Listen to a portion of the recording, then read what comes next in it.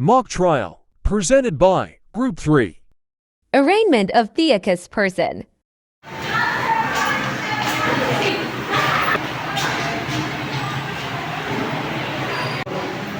rise.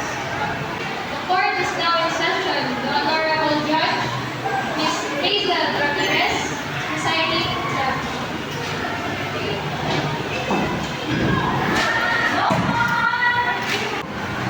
Let us pray the economical prayer of the court. Almighty God, we stand in your holy presence as our spiritual judge. We have to beseech you to bless and inspire us so that we can think, say, and be in accordance with your will. Enlighten our minds, strengthen our spirit, and fill our hearts with maternal love, wisdom, and understanding, so that we can become effective channels of truth, justice, and peace. In our proceedings today, guide us in the path of righteousness for the fulfillment of your later glory. Call the cases. For arraignment, criminal case number 14344, People of the Philippines versus Jericho Donato for violation of criminal law. Complex crime of robbery with homicide. Appearance for prosecution and the defense.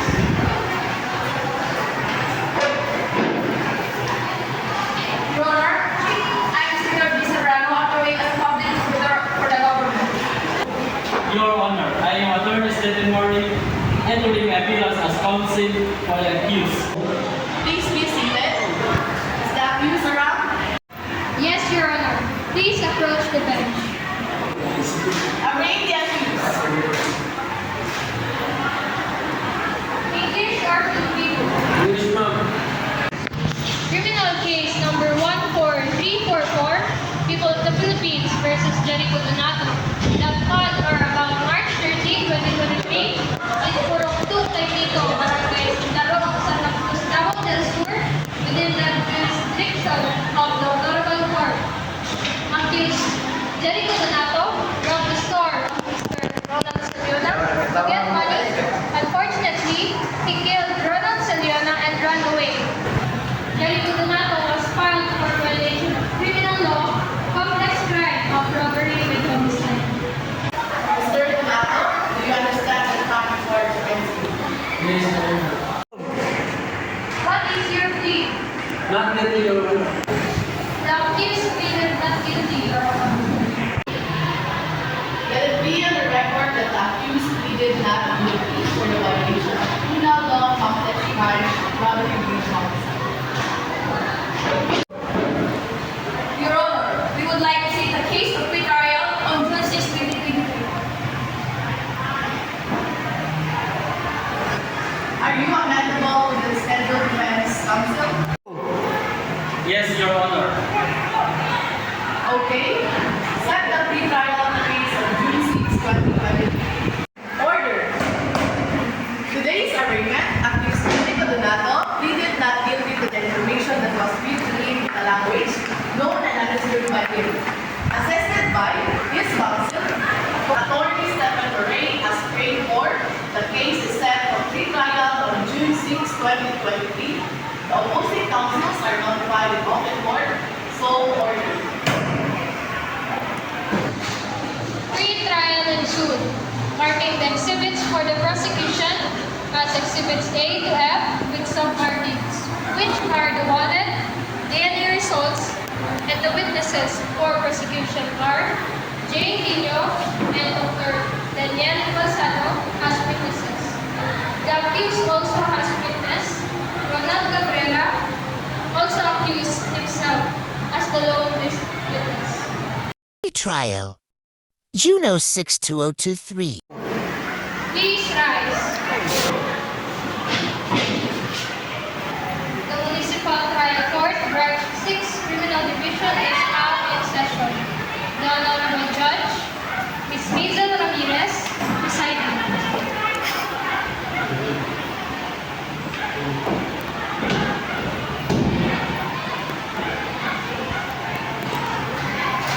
Let us pray the economical prayer of the court.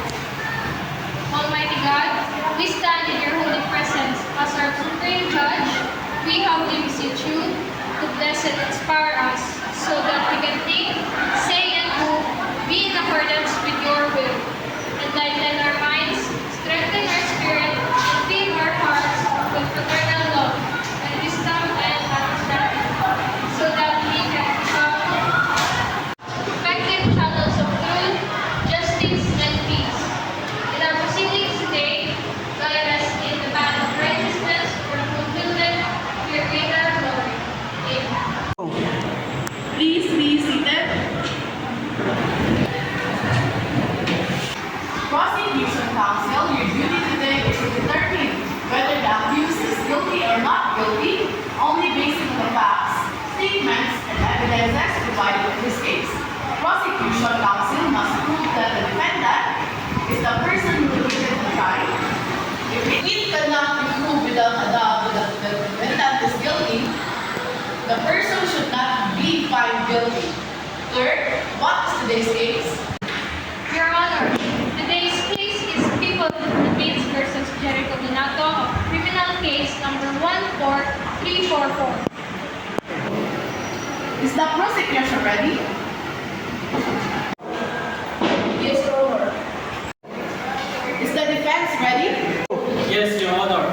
Your Honor, my name is Lisa Grano, and the people who are along with me presenting Joshua Saliona in this case, we intended to prove that Mr. Jericho Donato is a suspect for the commission of the crime with robbery with homicide on March 13, 2023 in Purok, Aipito, Barangay Dalong, Santa Cruz, Davao del Sur. Within the jurisdiction of the Honorable Court, Jericho Donato robbed the store of Mr. Ronald Saliona to get money. Unfortunately, he told Ronald Saliona and ran away. It was ruled out that evidence covered and the proof that he had enough for everyone around her to be conceived that he, Mr. Donato, was the suspect of such crime. This find Jericho Donato guilty of robbery with homicide. Your Honor, my name is Stephen Mori, and my counsel and I are representing Jericho Donato in this case. We have to prove that the day that Mr. Saliona was killed, Mr. Donato was not around the area which the crime committed, but he was with his friends doing a schoolwork. We have proof of him doing such things like answering a paperwork. Please find Mr. Jericho Donato not guilty of robbery with homicide. Prosecution, you may call your first witness. Thank you, Your Honor. I come to stand before you. Will the witness please stand to be sworn in by the court?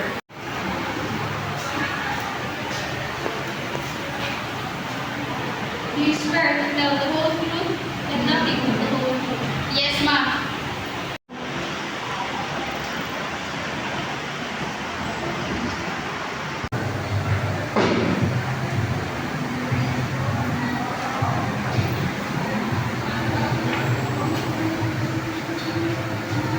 Can you please state your full name and location for the records? My name is Jane Nino and I work as a cashier at the store of Mr. Saliona. Will you present the location where the robbery with homicide take place? Yes, I was present at the store during the time of the incident. How would you describe your relationship with the victim? I am his cashier at almost 2 months. Can you recount what you saw and hear at the time the robbery with homicide? I saw one person wearing mask, black jacket, and cap enter the store brandishing firearms and demanding money from Mr. Saliona. Did you witness the entry of any individuals into the premises? I recognize the suspect as the person who had an argument with the victim earlier. Were you able to identify anyone involved in the crime? I witnessed the perpetrator physically restraining the victim and threatening them during the robbery. Did you have any direct contact or communication with the individuals responsible for the robbery with homicide? No, Can you describe the physical appearance, or distinctive features or notice? the individuals were wearing black jacket with hoodie and his face partially covered, and I think his height approximately 5'4" or 5'6". Did you witness reports of being used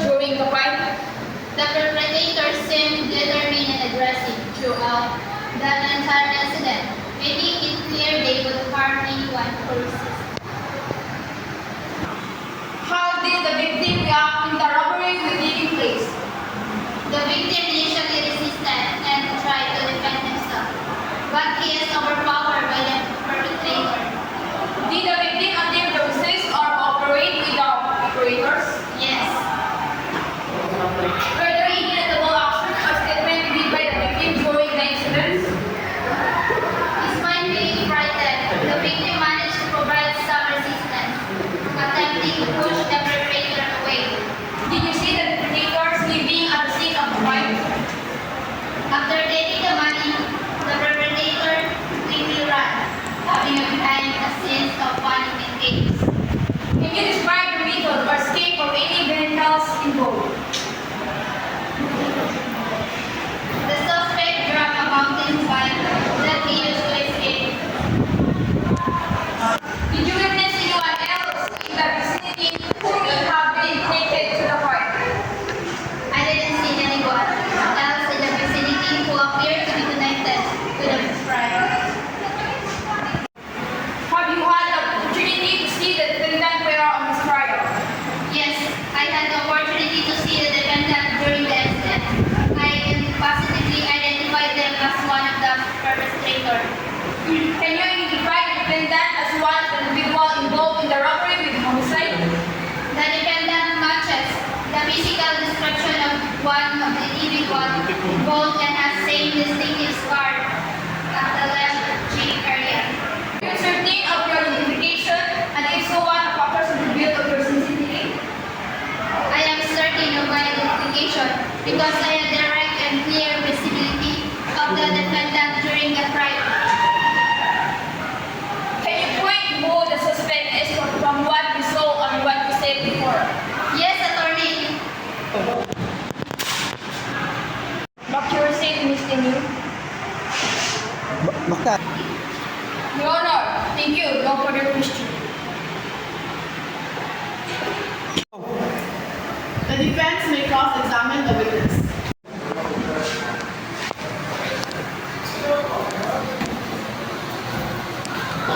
Witness, you claim to have been present during the crime. Can you provide a detailed account of your exact location at the time the crime took place? At that time, I my duty as a cashier at Mr. Salida store where the crime occurred. The visibility conditions at the scene during the crime. Were there any factors that could have impaired your ability to see or perceive the scene? The visibility conditions were quiet. It was daytime and there were no factors that impaired my ability to see and perceive the events clearly. Can you provide an estimate of the distance between you and the perpetrators during the crime? When were you close enough to clearly see their faces and identify them? I estimate that I was approximately 20 feet away from the perpetrator. I was close enough to see him and identify him. Can you recall any specific physical features or distinguishing characteristics of the perpetrators that help you identify them? The perpetrator has noticeable scar on their left cheeks. Can you describe the emotional state you were in during the scene? Did this emotional state impact your ability to accurately perceive or remember the events? I was in a state of shock and fear during the crime, which may have heightened my senses and helped me accurately perceive and remember the events. Have you ever been convicted of any crime or been involved in any illegal activities that could undermine your ability as a witness? No, I have never been convicted of a crime or been involved in any illegal activities. Can you explain any discrepancies or inconsistencies between you and initial statements in law enforcement and your testimonies today? The initial statements I provided to law enforcement may have lacked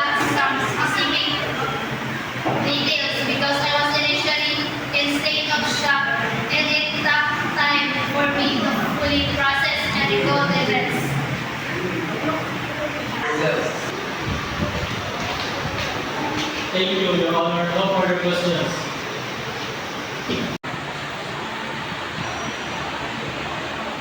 Miss Timio, you may step down. Your Honor.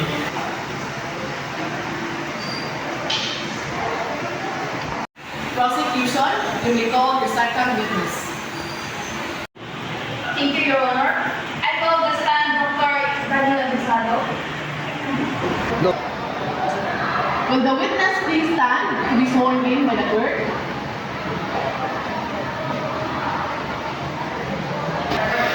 Please raise your right hand.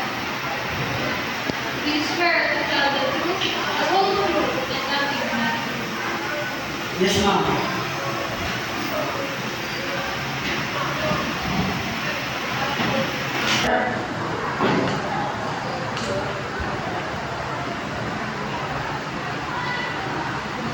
Please state your name and occupation for the record. My name is Dr. Daniel Lozano and I am forensic scientist specializing in DNA testing and analysis. What's your educational background and professional experience in the field of DNA testing of forensic science? I hold a PhD in forensic science from XYZ University. I have been working in the field for over 10 years and have conducted numerous DNA tests and analysis. I have also published several research papers and peer-reviewed journals on DNA analysis techniques. Are you currently employed in the forensic laboratory at a affiliated operational organization? Yes, I am currently employed as senior forensic scientist at ABC Forensic Laboratory. I am also an active member of the American Academy of Forensic Science and the International Society for Forensic Genetics. Could you briefly explain the principles of DNA testing and its investigation? DNA testing is based on the principle that every individual's DNA is unique, except for identical things. It is a power tool in forensic investigations as it can establish a person's identity and link them to a crime scene by comparing DNA profiles to known individuals. We can determine if there is a match or similarity, providing valuable investigative leads. Variable, accurate is the DNA testing of establishing identity and linking individuals to crimes. DNA testing is highly reliable and accurate when conducted using validated methods and appropriate quality control measures. The chances of two unrelated individuals having the same DNA profile are extremely low, making it a robust method of identification purposes. However, it is essential to follow standards, protocols, and guidelines to ensure accuracy and minimize the risk of contamination or errors. Have you conducted DNA testing and analysis in this particular case? If so, please describe your involvement and procedure are followed. Yes, I conducted DNA testing and analysis in this case. I was provided with several evidence samples, including a blood stains from the crime scene and reference sample from the suspect and victim. What sample or evidence was provided to you for DNA analysis in this case? The samples provided for analysis included a blood stain found at the crime scene, a blood sample from the victim, and a buccal swab from the suspect. Can you explain the process used of extra and analysis DNA for provided samples? I followed standard procedures for DNA extractions and analysis. First, I extracted DNA from the samples using a well-established extraction method. Then, I performed PCR identification to obtain multiple copies of the DNA regions of the interest.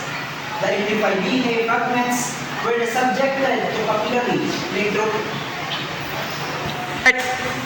The amplified DNA fragments were then subjected to capillary electrophoresis to determine the DNA profiles. Were you able to determine the significance of the DNA match in this case? If you could, please explain. Yes, I I calculated the statistical significance of the DNA match using a widely accepted statistical method. The probability of obtaining the same DNA profile by the chance alone was extremely low, indicating a strong association between the suspect and the DNA part of the crime scene. During the testing process, we encountered some challenges in obtaining a sufficient amount of DNA from one of the evidence samples. However, we employed specialized techniques and repeated analysis to ensure accurate result. We also implemented strict quality control measures to prevent contamination and validate the reliability of the findings. In my expert opinion, the DNA evidence collected and analyzed in this case is crucial to consider alternative explanation or potential source of contamination. We followed strict protocols to minimize such risk. The DNA analysis was conducted in a controlled laboratory environment, adhering to standard operating procedures and guidelines, ensuring the integrity of the result. Have you satisfied the standards for effectiveness of previous court cases related to the DNA testing and forensic science? If so, how many times have you gone to testing? Yes, I have testified as an expert witness in providing provision for case-related DNA testing and forensic science. I have tested approximately 20 times, presenting my findings and providing expert opinion. I am familiar with the standard operating procedures and guidelines for DNA testing and analysis. These protocols are essential to ensure accuracy, reliability, and scientific validity. I adhere to these standards in all my work and have been trained extensively on their implementation. Based on my expertise and the DNA analysis conducted in the case, the DNA evidence presented is highly reliable and valid. The probability of obtaining a DNA match between the suspect and the evidence found at the crime scene by chance alone is exceedingly low, indicating a strong association. As a forensic science, my role is to provide objective analysis and expert opinion based on scientific evidence. While the DNA evidence is a crucial factor in the case, it is not my place to form an opinion on the guilt or innocence of the defendant. My role is to present the scientific findings and their interpretation to assist the court in reaching a fair and just decisions. The DNA evidence presented in this case, along with the established chain of custody and adherence to standard protocols, provides a solid foundation for its reliability and admissibility. It is crucial to consider the totality of the evidence, and I am confident that the DNA analysis contributes significantly to the understanding of the event questions. What were the results of the DNA analysis conducted in this case? I have here the result of the DNA analysis. It revealed that the DNA profile obtained from the blood stains at the crime scene was 99.9% matched the DNA profile of the suspect.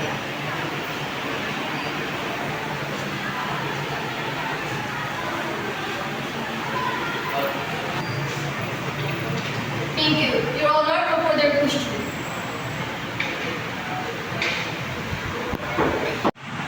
The defense may cross-examine the witness. Yes, you mentioned that you work in forensic laboratory. Is this laboratory accredited and certified by any recognized accreditation bodies? Yes, the laboratory where I work is accredited and certified by the National Forensic Science Commission, which is recognized accreditation body in our jurisdiction. Can you provide details about the specific protocols and techniques you use to extract and analyze the DNA in the case? In this case, we follow the standard protocols for DNA extraction and analysis. The DNA extraction was conducted using a commercially available DNA extraction kit And the DNA analysis was performed using polymerase chain reaction, amplification, and capillary electrophoresis for DNA profiling.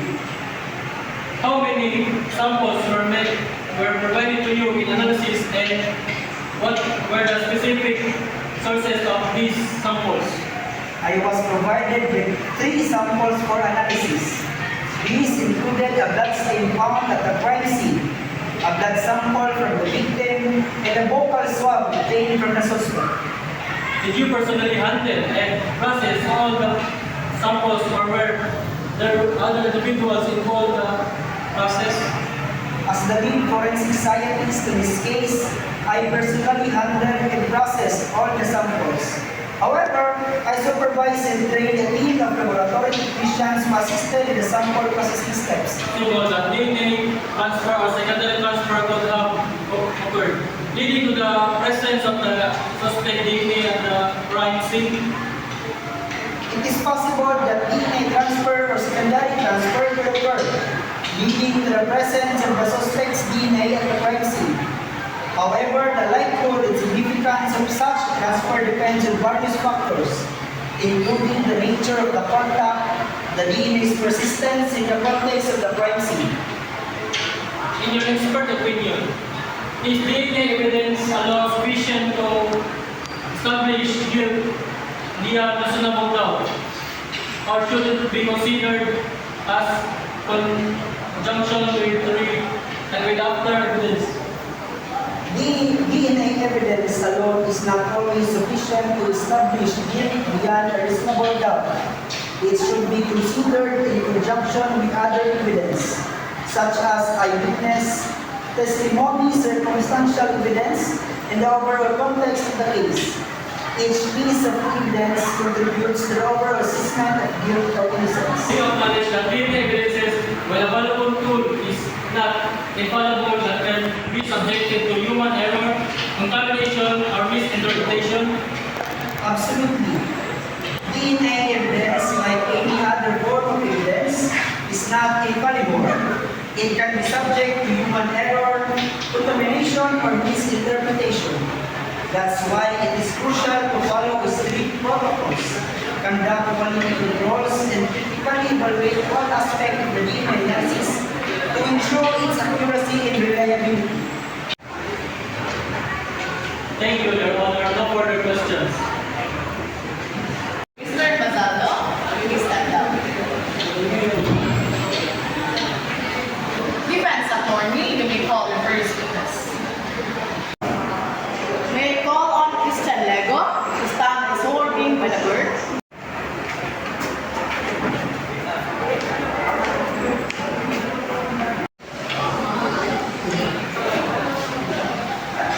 Please raise your right hand. Do you swear to tell the truth, the whole truth, and nothing but the truth?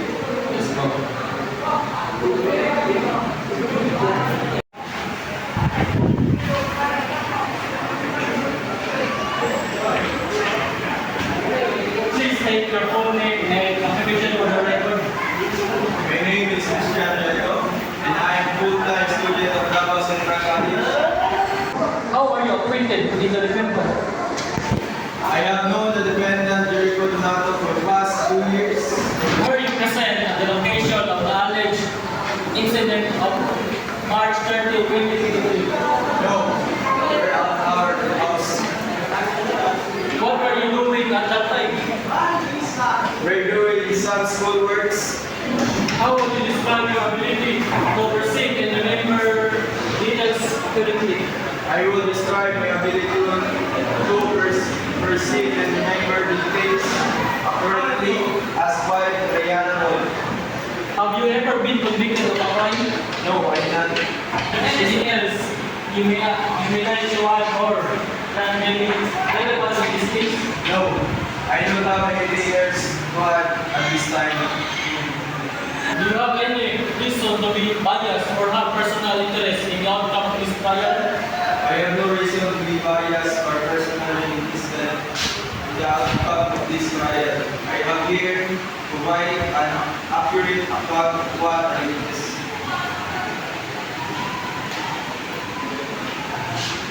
Thank you, Your Honor. No further questions. The prosecution may cross-examine the defense witness.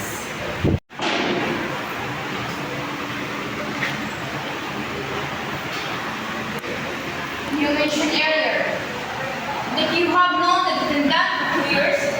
Would you agree that you have close personal relationship with the defendant? While we have known each other 2 years, I would characterize our relationship as professional rather than personal. You mentioned earlier that you have keen eye of details, however memory can be variable and people often misremember events. How can you trust accuracy of the recollection? Well, it's true that memory can be available. I look specific steps to ensure the accuracy of my observation. I paid close attention to that day, and I have always had a reliable ability to recall detail accurately. Thank you, Your Honor. No further question. Mr. Diego, can you step down?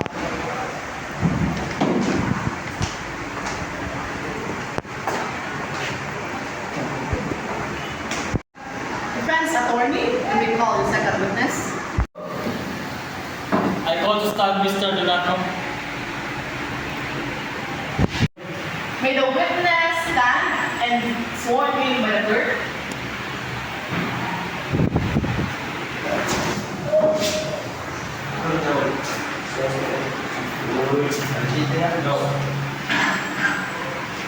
Please raise your hand. Do you swear to tell the whole truth and nothing but the truth?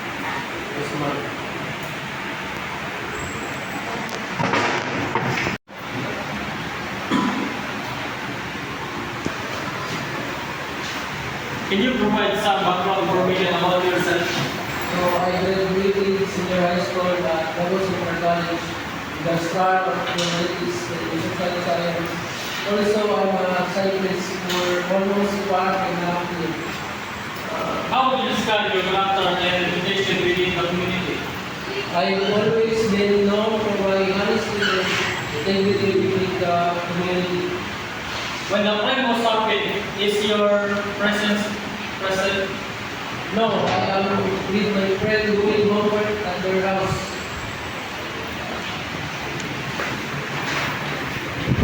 Thank you, Your Honor. No further questions.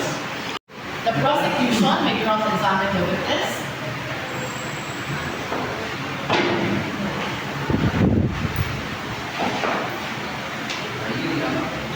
Are you the defendant of this case, correct? Yes, that is true. Have you ever been convicted of a crime in the past? No, I have never been convicted in a crime. Do you have motive to lie or provide biased account of the event? No, I have no motive to lie. I am here to provide an honest account of the what transferred. How would you describe your character and reputation with the community? I believe I have a positive character and reputation within the community. However, it is up to the judge to determine their relevance to the case.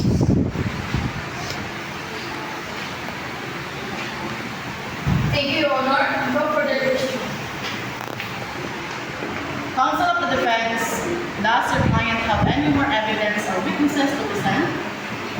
Your Honor, at this time, the defense has presented all of your evidence and witness. Thank you, counsel of the defense. Now, counsel of the prosecution, does the prosecution have any additional evidence or witnesses to present? Your Honor, we already presented our witness and evidences to prove that both of the defendant, the DNA result shown 99.9 relevancy of the suspect, thus Mr. Donato, are involved with the said crime. Moreover, based on the witness statement, the scar on the leg thread are present, hence we can identify those suspects on the side report. Both the prosecution and the defense have now rested their cases. The attorneys will now present their final arguments. Prosecution, you may begin.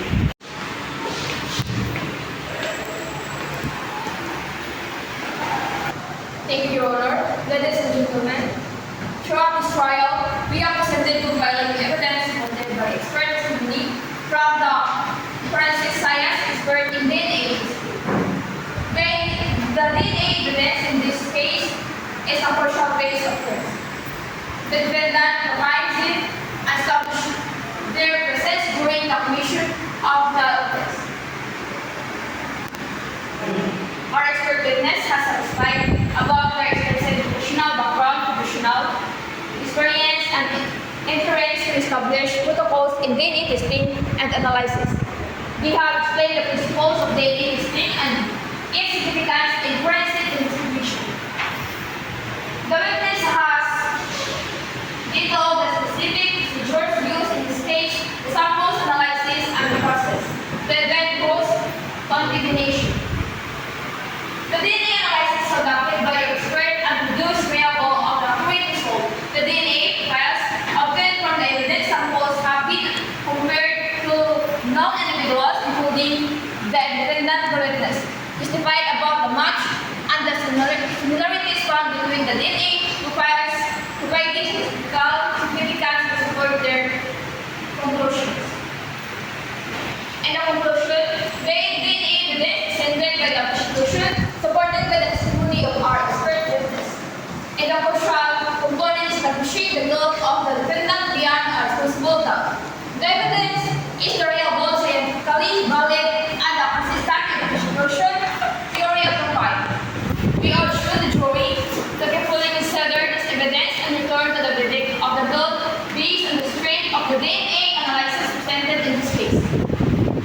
Please find defendant Joey Fortunato guilty of robbery with homicide. Thank you.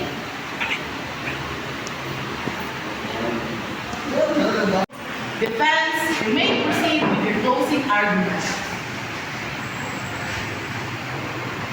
Thank you, Your Honor. Throughout this trial, we have allegedly examined the evidence presented by the prosecution, including the DNA testing and forensic analysis conducted by the expert witness.